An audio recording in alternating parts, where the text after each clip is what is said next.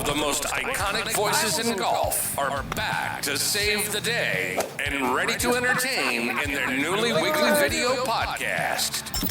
Kostis and McCord, Off Their Rocker. Hi, I'm Mike Abram, and we're here with another episode of Kostis and McCord, Off Their Rockers. Peter and Gary today are going to talk about a little bit about the Scottish Open. They're going to talk about the Open Championship at Royal Liverpool. Who do they like? Who do they pick? We've got a great tip from Coach Kostis.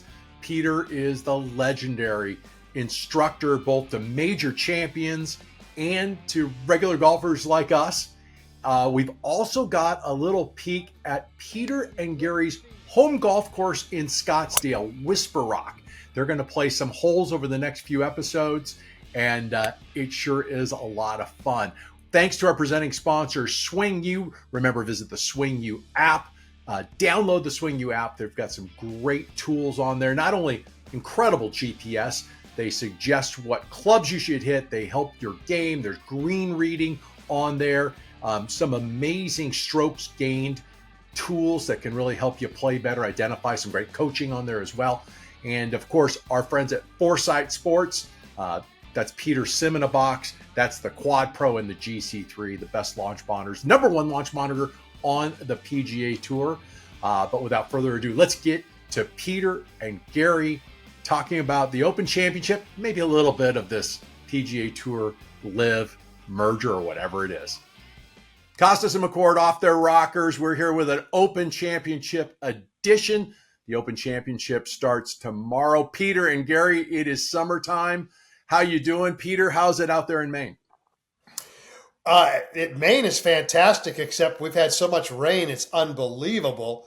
So the golf has been spotty, but at least we're not 120 degrees like Phoenix. Gary, how's Colorado doing? You know, Colorado is part of that heat dome now. And I was hitting balls yesterday at Red Sky, which is up I'm guessing it's right around 7,000 feet. And I was hitting balls, and I got in the car and I went, man, it's pretty hot here. And it was 99 degrees. I've never seen 99 degrees in the Colorado Rockies ever. But it was 99 degrees. I was under a canopy, so I really didn't feel it until I started to walk back to the car, and I about died.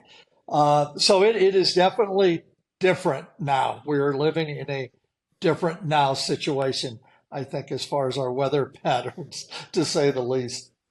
But the distance you're hitting it at 8,000 feet has to do wonders for your masculinity. Peter, it's still short. Okay, I don't care how hot it is, 7,000 feet, 17-degree launch angle with minimum spin, it still flies 240. I don't get it. I really don't get it. I hit an 8-iron as far as I do my driver. So I am just mystified at this whole thing. So hopefully, I think I'm going to have to go to the moon where we got 1/6 the gravity. That might help. That might help. Speaking of not getting it and being mystified, that's a great segue to the current state of affairs. Now, since the last time we talked together, we've had the Senate hearing on PGA Tour versus Live. Jay Monahan took a medical leave of absence. I think today, Tuesday, the 18th, is his first day back on the job. What do you make of all this, Gary, from your perspective? I think it's very interesting as you try to acquire all the data, read all the information. When we last talked a couple of months ago, when this whole thing was just kind of boiling up to a point of is there going to be a merger or not? I literally know less now than I did when I was reading up and studying and watching on. It's gone from kind of foggy to literally, it's a whiteout blizzard. I can't see anything. I don't know what's going on. And I think from listening to the players, they're in the same position. They have, they ask them in the press conferences in Hoylake in England and Royal Liverpool, and they go, what do you make of this? I don't know. I watched the Senate hearing.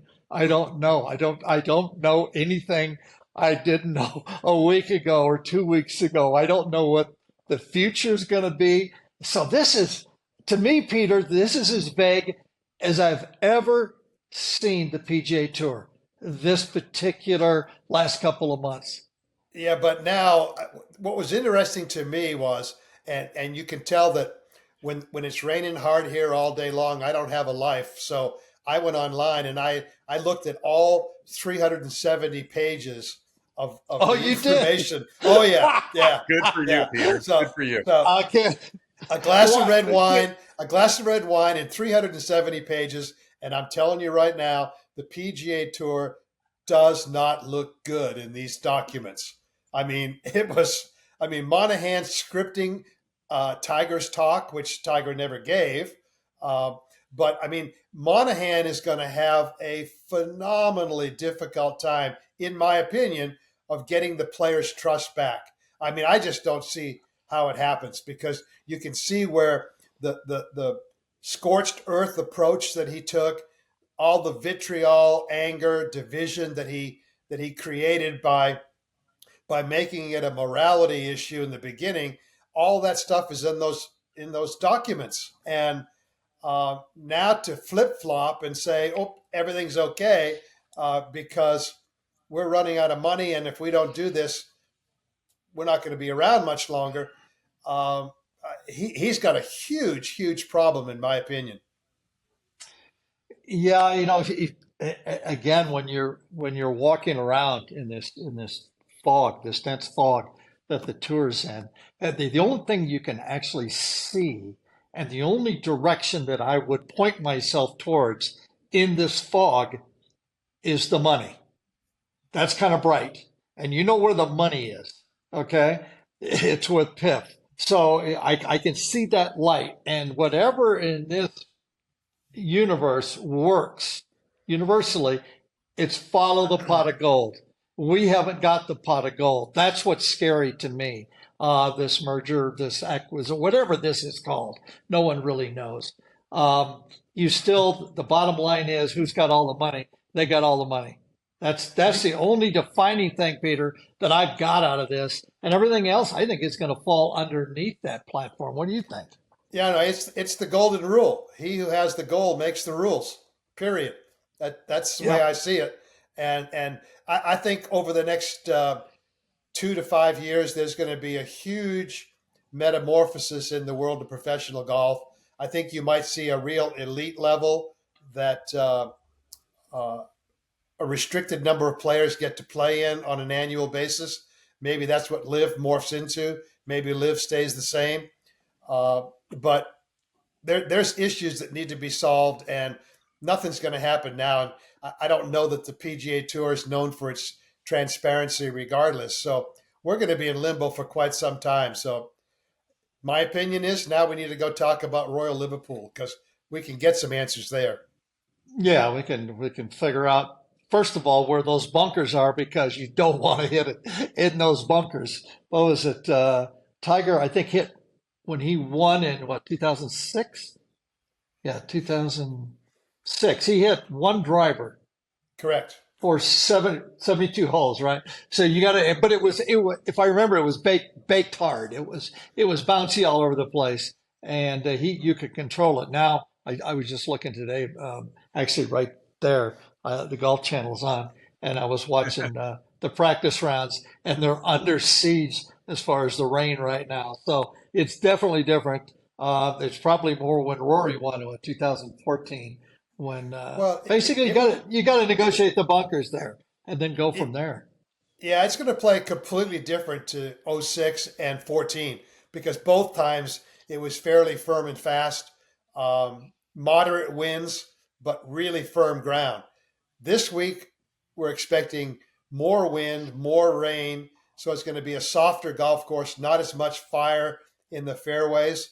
So in theory, it should play a little bit larger, able to keep it out of those bunkers when you don't have 70, 80, 90 yards of release after the ball lands in the fairway.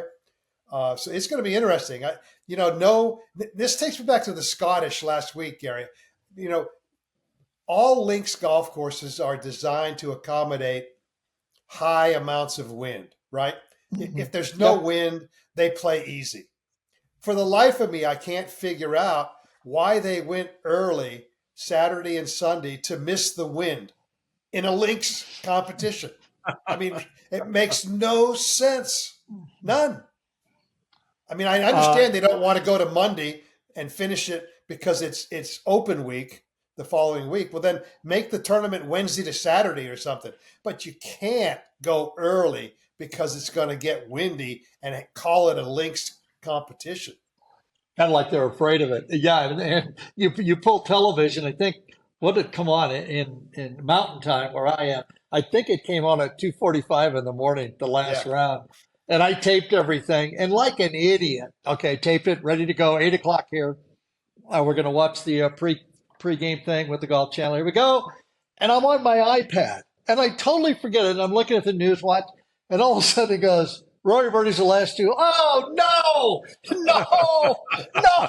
I waited the whole time, and it was done 3 hours before I got up. So, yeah, you can see it there from a ratings standpoint because CBS is doing it, that they're just going to get killed because it was all on tape and everybody's an idiot like me and they were reading the news and all of a sudden there it is plastered on the news before it started.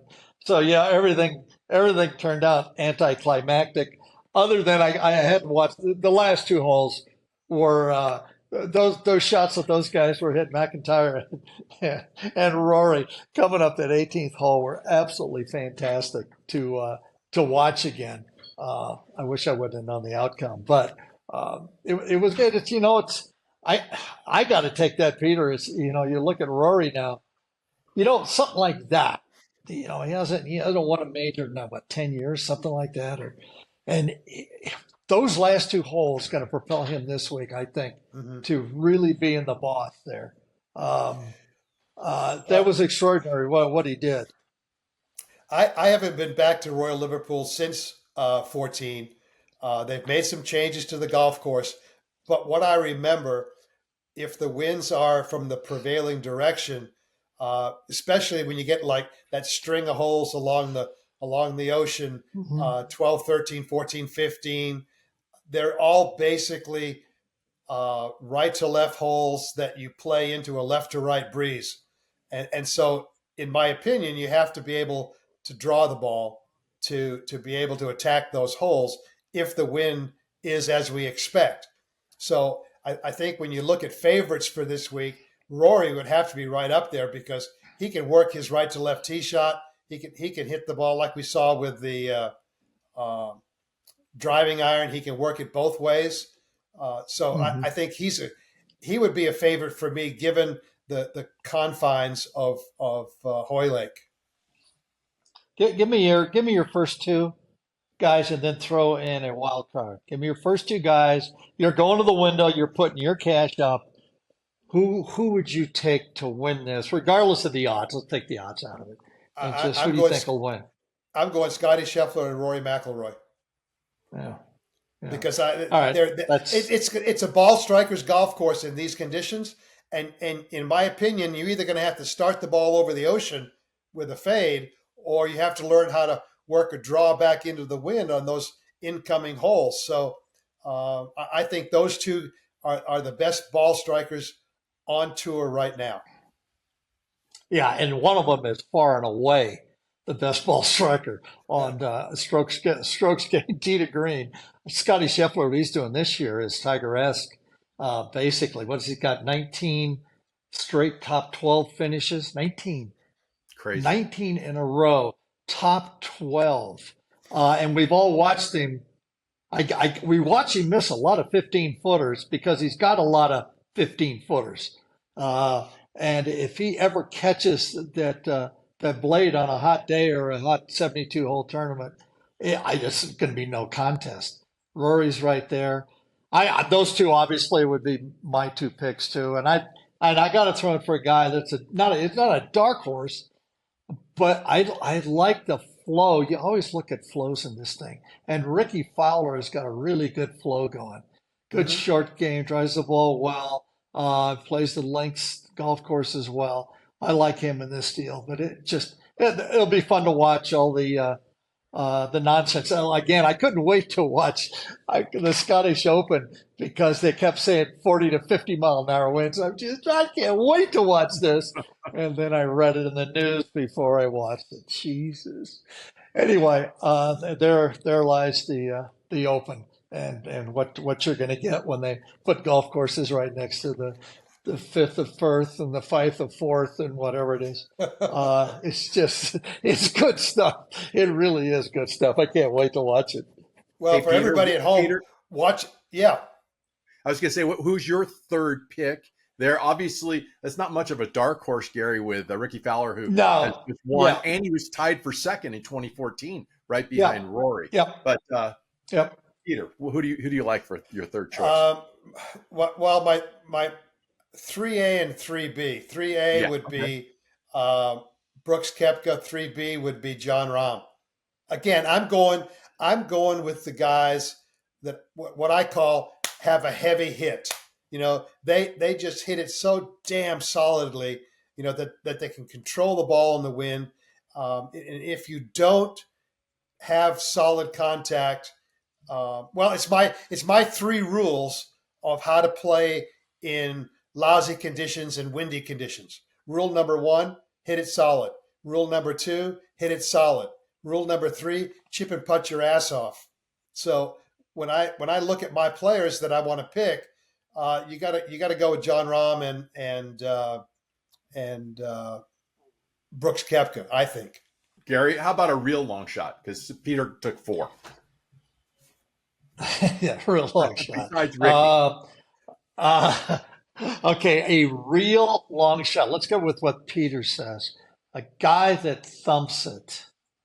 A guy that's got a heavy hit.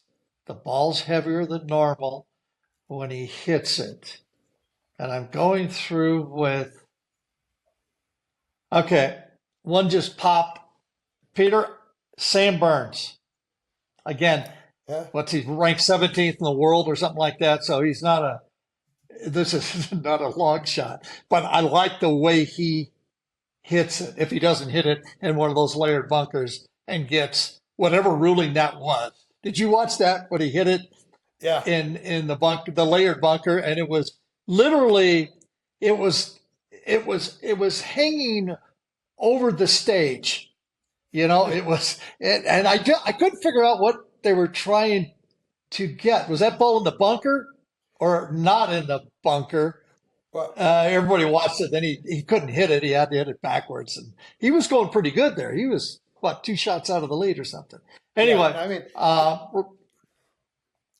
it's just a matter of, you know, I think the new guys that are coming to links golf, maybe for the first or second time, whatever, the softer conditions might give them a little bit of a break, but they're going to have the patience to play this golf course. That's really not the same kind of patience you normally need to win a major. You absolutely have to have the patience to play away from these bunkers. If you can't do that, you're going to get burned once or twice, and that's all it's going to take to go from a chance to win to, you know, missing the cut. yeah, that type of golf is basically you're going to get good breaks and bad breaks, and you've got to take advantage of your good breaks. You have to, Yeah. and if you can capitalize on that for a better percentage than 50%, you're going to have a good go at, especially the guys we've been naming, because you know they're going to be up there. Some days you don't get the right breaks, and every break is a bad break, and then into the abyss of turmoil in your head starts, and you can't get out of it. But if you could get that break, and you know, ball bounces over the bunker once, blah blah blah, the good players just jump on that. They just jump on it, and they ride it until the end. Bad players, bad breaks, they can't handle it, and they go wayward. So this is the realm, the top realm of bad break golf when you start playing the British right next to any bodies of water out there. It's fascinating to watch. It really is. I never got to go over and play in an open because in my day you had to go qualify over there. So you would have to get an airplane, go over there, try to qualify, and then come back when you fail to qualify, which that was the reason I didn't go, because I knew I was going to fail to qualify. But and then I don't know what year it started. Do you remember, Peter, when they actually started qualifying over here in the United States for that? No, I don't. I don't remember. I tried pre-qualifying probably 4 or 5 times over there. I missed once by a shot. I missed by a bunch of shots other years. One year, I distinctly remember playing just outside of St. Andrews. It was the qualifying for the Open at St. Andrews, and I got this guy paired with me in the pre-qualifying, and he's hitting these 245-yard rat hooks all the way around the golf course, and I'm going, my God, he must have shot like 90 or whatever. And we get in, and he shot 74. And he missed by a couple, just as I did. But that guy turned out to be Miguel Angel Jimenez. so he turned out to do okay. He did all right. Malaga, Spain. Yeah. He still hits a rat hook, but they're in the air a little bit now. And he's got a certain elan about him when he plays the game, which I love. A true sportsman in the game of golf. That was the same. Yeah. Hey Gary, that was the same year. I had rented a small apartment with one other player above in Old St. Andrews, right by the church steeple when you walk into the city and whatnot. And like 2 o'clock in the morning, our door busts open. I mean, just crash, bang, the door's broken open. And we get up and we walk out from our rooms into the living room in our underwear, and there's Jim King standing there. And he said, you better tell him who Jim King is. I said, what the hell? He goes, well, I heard a couple Americans were staying here and I need a place to sleep. Go back to bed. I'll use the couch. And I go, okay with me. So go ahead. Tell him who Jim King is. Don't leave him sitting out on a Jim King way out at the end of the way. He was notorious for, shall we say, bending the rules.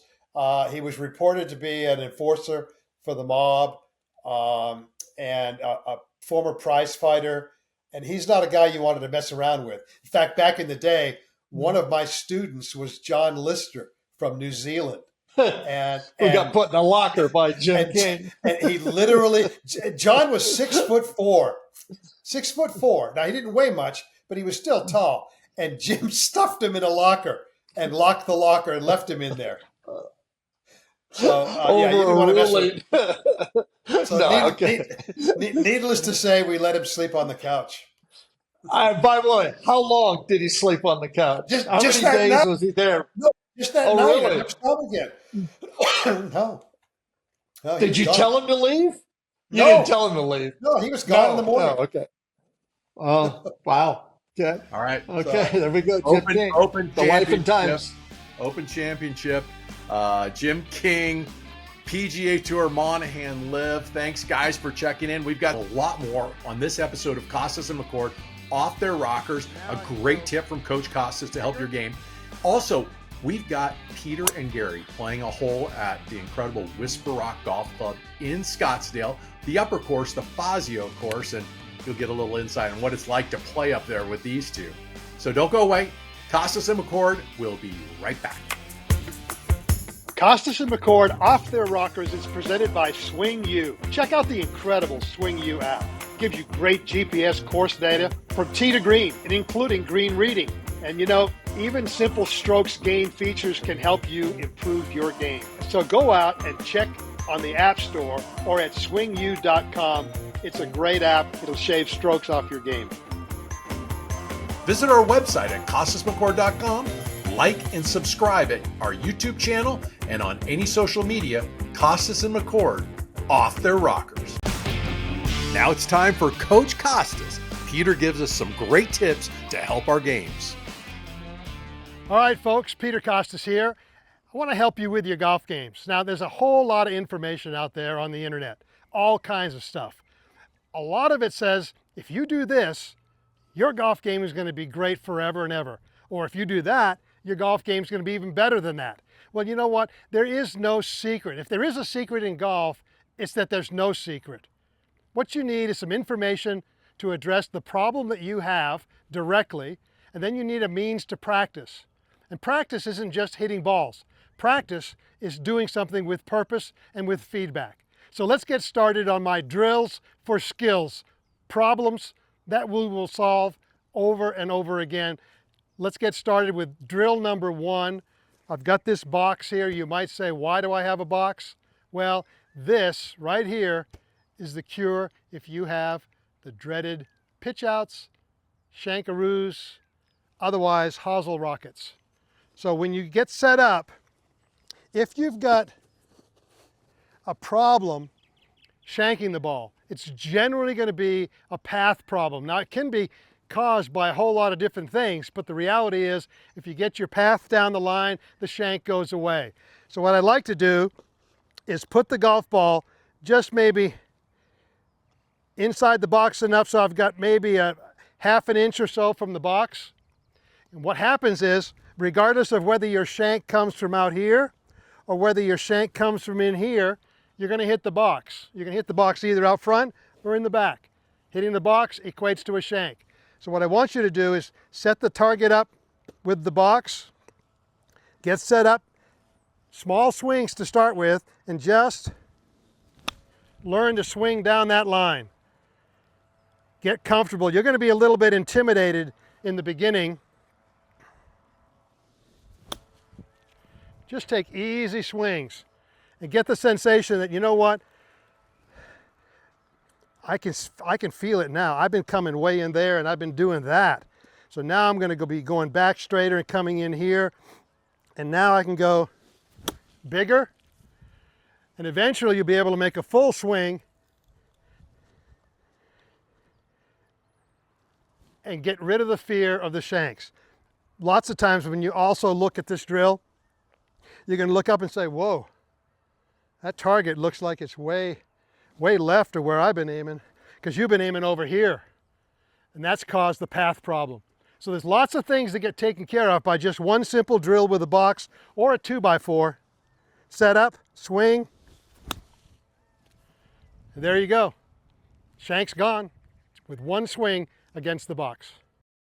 Another great tip from Peter. And for more Coach Kostis tips, go to our YouTube channel, Kostis and McCord, and you can see a tip in every single episode.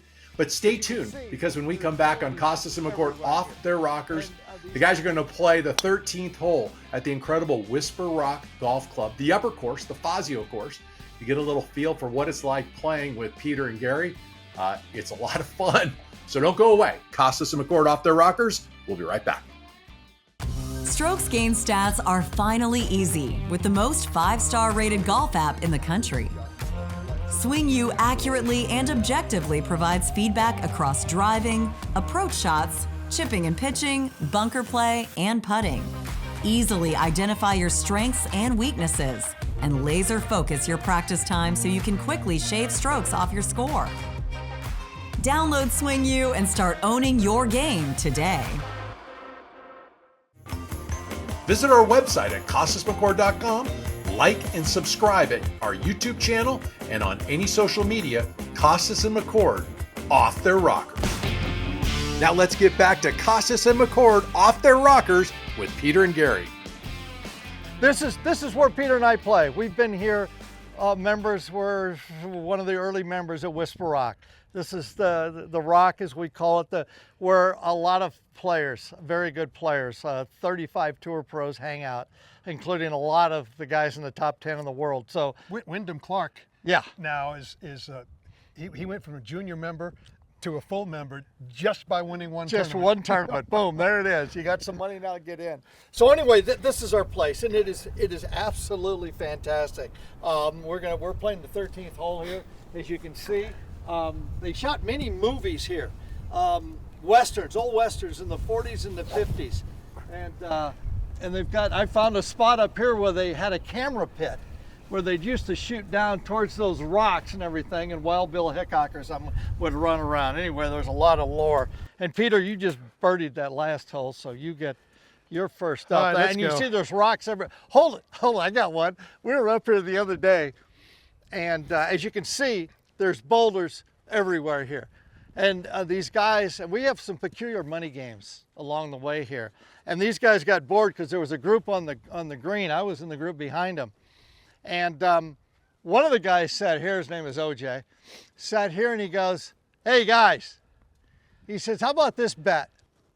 He says, "See that top boulder up there?" He says, "I'll bet you I can run up this mountain, touch that top boulder, and run back here on this tee right here in 30 minutes. So everybody's going, first thing you do is you're looking like this, and you're going, how would you get there? How would you get there? See that big lizard going up there? It's a Chuck Walla. Got that on the face of the rock. I'm sensing though that he's OJ has a little bit of Titanic Thompson in him, where he's done it before, knows how he can do it, knows the path, but isn't telling anybody. He didn't know the path. Oh, bullshit. He knew it was 265 yards. To me, it looks like 4 miles up there. So anyway, the gun goes off, and we had another buddy there, Stoey, who had a lot of money on it, and they clicked it, boom, and there he goes. And he went up right up here through the middle of these boulders and went up this way, straight up. And they sit there timing him, and here he comes back down again. And he came back on this tee from up there, and I think the bet was, it was a pretty good bet, 3 to 4 grand. And he came back on this tee in 12 and a half minutes, which is, Peter, unbelievable. Well, I'm telling you, he already knew he could do it. And then we got another guy that hit it over that mountain from right here. Jamie? Uh-huh. But there's a group came up. But what did he hit, like a 4-iron? No, it's a driver. There's a group coming up, and I didn't know them. There were a bunch of guests. They came here, and they parked, and we're waiting. And I said, "Hey, sorry, guys, he's got to wait till he gets on the green." And they're all looking at it. It's pretty good. I said, "Hey, guys, you guys like to gamble?" I said, "Yeah, sure. I'll bet you we can hit a ball over that mountain right there." One of the guys in our group, well, look at it. It's straight up, 230 yards, so it's got to be 400 yards over that. Anyway, so they came up with 100 apiece. And Jamie Sadlowski was in the group, the world long drive champion, twice, and just hit it right over the top of that mountain, so it can be done. All right. I need some water. Hold on. It's been a half an hour since we finished the last hole. If we don't start swinging, rigor mortis is going to set in. Uh-oh. That's all right. They call you the prospector. You're going to be digging for that one. That's fine. I could be in trouble. I'm telling you. That's Now, fine. I don't know, personally, I don't know why you're trying to hook it here. You got to cut it off that left bunker, don't you? I was trying to make contact. I see, okay. I'm going to hit me a little diligent cut. In fact,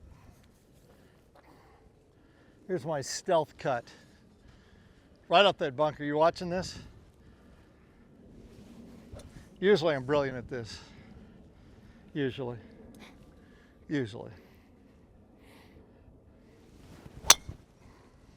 Very good. I still got it. Control your ball, Peter. Control your ball. Look at that. Now look where that is. That's Well, 80 yards short of the bunker. That's 40 yards short of the you green. can just tell them we're playing into a 30-mile-an-hour headwind. They're not going to know the difference. Look at it blow. Look at it blow. All right, let's go. All right, let's go. All right, Gary, we're both in play. I told you I was safe. Well, you bounced off the rocks up there. You don't know that. You're speculating. I'm playing a very specific game. I cut the ball in the middle of the fairway. Yeah. If I want to hit it far, I hook it. You got 74 to the pin, and you got 30 to my ball. Huh. Just to let you know. Asshole. All right. You know the shot's very, how far do I have? 74. Okay. You know the shot's fairly easy and mundane. And you know me. You can't do mundane. I can't do mundane. You can't do cliches. So here's You what I'm can't do gonna stock shots. See the boulders? I'm going to bounce it off the boulders. Not many players would think of this, but as you know, you got to have an imagination playing this game. See that big flat boulder way up there? That one looks like it's angled about right.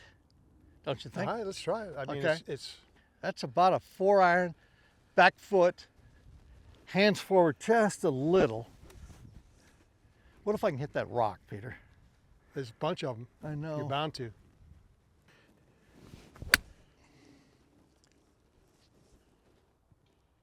Oh, I got a bird. Do you know how force? I got a covey of quail on that one. Okay, now I'll hit my real shot. This is golf. Stay there. Don't spin left. See, you notice it's pinned high and right underneath the hole. I don't know. We'll see. I'm going to go up to my ball. You got this? Yeah, I got it. God, you can't get an easier shot. You got to hit about what, 12 feet right of the hole. Take the slope. You got to control the distance, though. You gonna spin it or no spin? Spin it. Okay.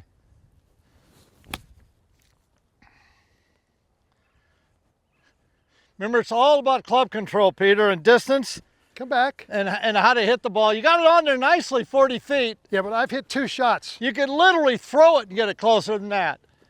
Asshole. So here we go. Good luck with this. Oh, look it. I didn't miss it by much. See it right here? I bet that's not your ball. Oh, sure it is. I hit it close to the green. All right, I'll climb up there after we're done. Yeah, I'm you saying- will. I'm Yeah. saying, I'm saying Sure that's you not will. your ball. You make sure you keep the cameras rolling, would you please? A little Greek hiker. I got to see this. Such a dick.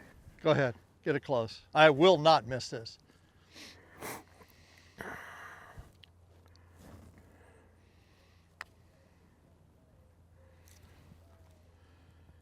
There's the valley. You can stab it with your steely knife, but you still can't kill the beast. Hotel California. Walmart. Go ahead while you do that. I'll be up here. You don't want to watch this? I'll listen.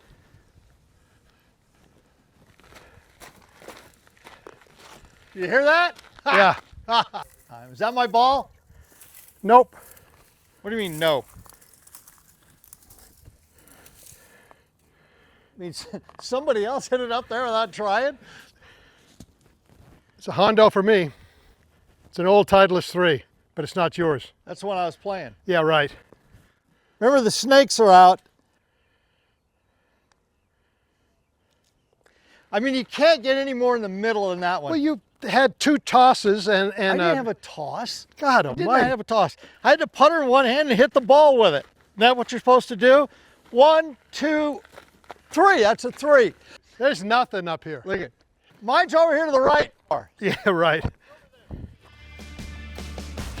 Thanks again for watching Kostis and McCord Off Their Rockers. We'll be back with another episode in August.